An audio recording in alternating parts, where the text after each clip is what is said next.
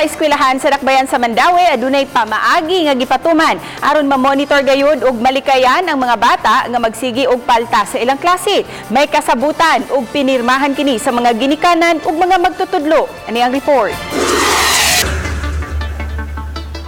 Dunay kapin sa 3,200 ka mga enrollees sa Canduman Elementary School karong tuiga. Apan sukwahi sa uban nga eskwelahan, wala sila nag-double shifting ug tanan nga grade levels, whole day ang klase. Ang gihimo nila pag-divide sa mga classrooms ug tagduha aron managlahi nga sections ang ma-accommodate. May division nga gibutang aron matunga ang mga lawak. Kasagaran sa mga bata nagtrabaho ang mga ginikanan. Kung half day lang sila, the question is asa man sila for the other half day. Pwede silang muuli, pwede po silang maglaroy-laroy. Ang panghuna-huna sa bata kung half day ra ang klase, Kanang mura ang eskwela dili kayo importante. okay, Kay mubo ra man ang ilang interaction sa teacher. ang katunga sa Ang katunga sa adlaw mahimo na nilang laag-laag. Ang uban nga karaan nga rooms, tuyo pa nga gihimuan og lain nga entrance. Kay naman ni rules nga gina-follow.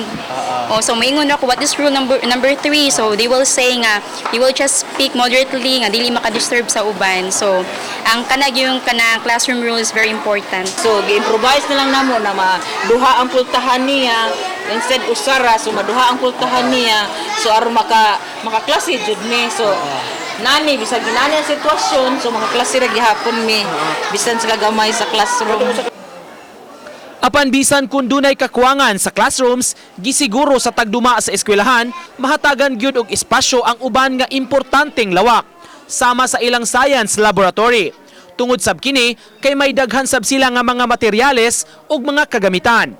Ang ilang library sa eskwelahan hamugaway sab kaayo ug dako ang gitagana nga espasyo. Nakita nga makatabang kini sa pagkat-on ug pagbasa sa mga tinun-an. Musud sila diri sir, ang mostly sa grade 1 di pa sa mabasa storybooks lang pud sa ila sir para orient.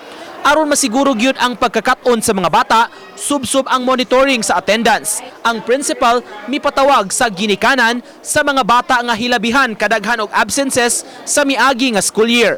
Gipasaad sila tutukan ang pag-eskwela sa ilang mga bata ug agnihon gyud nga moklase. Gipapirma sa principal ug kasabutan ang mga ginikanan o guardian nga siguroon gyud nga moeskwela ang mga bata gawas lang sa mga rason nga dili kalikayan. Shared responsibility ang education sa bata.